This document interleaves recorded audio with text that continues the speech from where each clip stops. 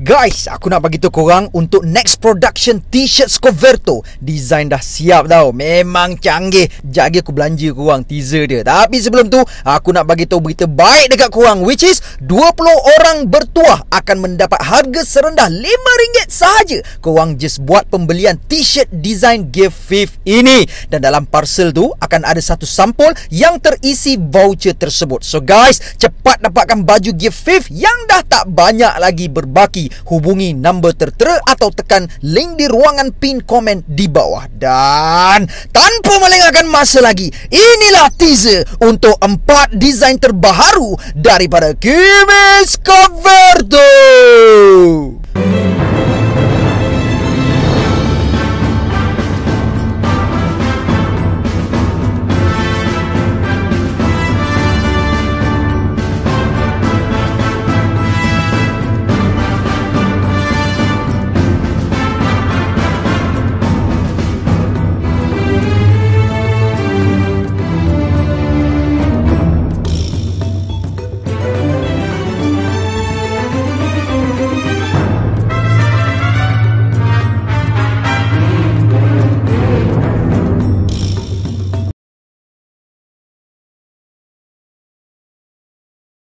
What up gang, Malaysia, Indonesia, Singapura, Brunei. Assalamualaikum, it's your boy Kimi Scoverto and welcome back to my channel yang semestinya hanya akan borak berkenaan dengan One Piece. Akhirnya guys, spoiler untuk chapter terbaru telah pun keluar setelah seminggu lebih kita menantikan dia. Dan ternyata kisah Kuma kali ini masih diteruskan oleh Oda.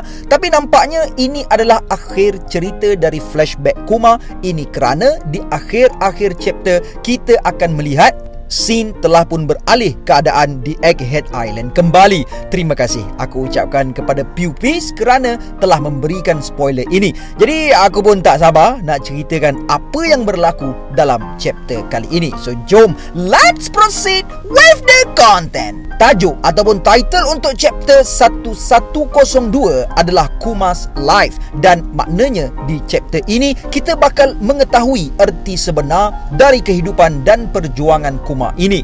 Chapter telah dimulakan dan berfokus pada kehidupan Kuma, di mana penglihatan Kuma tentang peristiwa-peristiwa di Thriller Bark, Sebau di Archipelago Arc dan Perang Marineford mula ditunjukkan satu persatu. Dan peristiwa-peristiwa ini adalah kejadian yang sememangnya telah berlaku di hadapan mata kita sendiri dan kita sendiri experience perkara ini. Jadi mungkin di sini kita akan tahu kenapa Kuma melakukan tindakan-tindakan yang ditunjukkan di arc tersebut. Sebab dulu kita sememangnya menganggap yang Kuma ini adalah penjahat dan anggota world government. Tapi ternyata Kuma masih ada muslihat yang tersendiri walaupun dia telah ditukar menjadi cyborg. Kemudian Kuma telah mengatakan bahawa Luffy adalah orang yang akan menyelamatkan dunia, tapi dia datang terlalu cepat. Dan yes, apa yang dijangkakan Kuma itu adalah tepat dan tak salah tindakan dia itu ke atas Luffy dan krunya,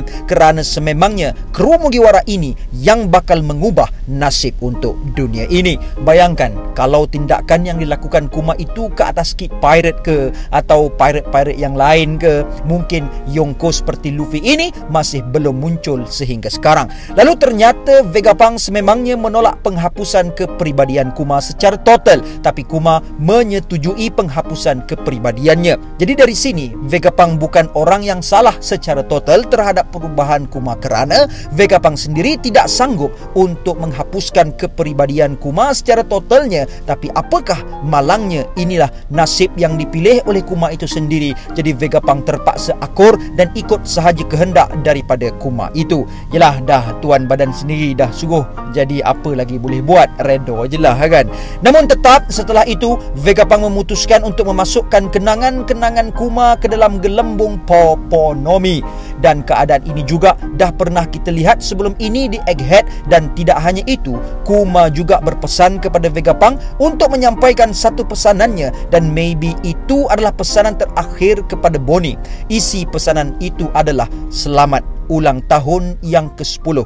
Di akhir chapter, flashback telah berakhir dan telah kembali ke masa sekarang, di mana kita akan melihat sebelum Bonnie ditamatkan riwayatnya oleh Saint Garcia Satun dan pihak Merin. Bonnie menangis akan kenangannya bersama Kuma dan tamat untuk spoiler ringkas dalam video kali ini.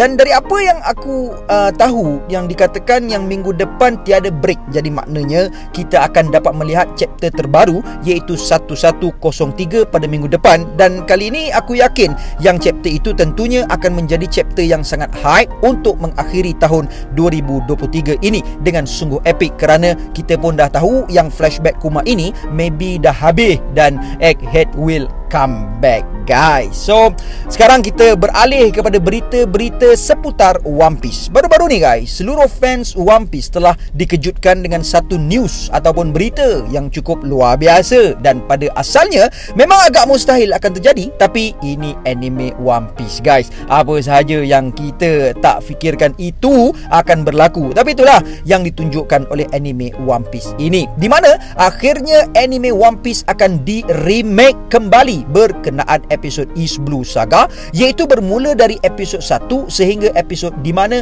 Dragon menyelamatkan Luffy dari Captain Smoker dan tinggalkan Lockdown. Yang lebih menariknya lagi, bukan hanya studio Toei Animation sahaja yang akan remake balik anime One Piece ini, tapi ia juga akan dibantu dan berkolaborasi bersama Wit Studio. Dan bagi korang yang masih belum tahu, Wit Studio ni adalah studio yang pernah menganimasikan anime seperti Attack on Titan dari season 1 sampailah season yang ketiga. Lalu ada juga anime Spy X Family dan Vinland Saga. Dan dari list anime yang aku sebutkan tadi, sememangnya mempunyai quality animation yang sungguh menakjubkan. Jadi aku pun tak sabar nak melihat anime One Piece, tapi dalam bentuk animation modern. Mesti epic punya. Tambah-tambah art long tu kan. Yes, memang tak dinafikan, walaupun di remake animation yang original tetap berada di hatiku ini. Dan yang bagusnya anime One Piece di remake ini adalah mungkin setelah ini kita akan melihat pacing One Piece semakin laju dari kebiasaannya, kerana kita tahu ya tuan-tuan dan puan-puan, anime One Piece memangnya terkenal dengan anime yang mempunyai pacing yang agak slow. Dan dikatakan collab ini juga bersama Netflix, jadi mungkin kualiti memang tak main-main punya. Selain itu, remake ini juga bagus untuk menarik peminat-peminat anime yang baru untuk menonton One Piece kerana mempunyai animation yang baru disebabkan live action One Piece yang sebelum inilah.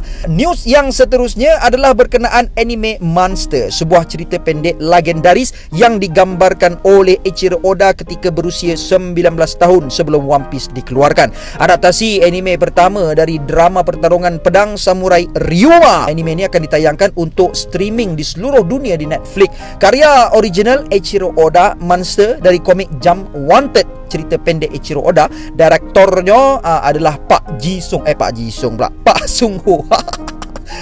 Disutradarai oleh daripada Jujutsu Kaisen Kosong The Movie.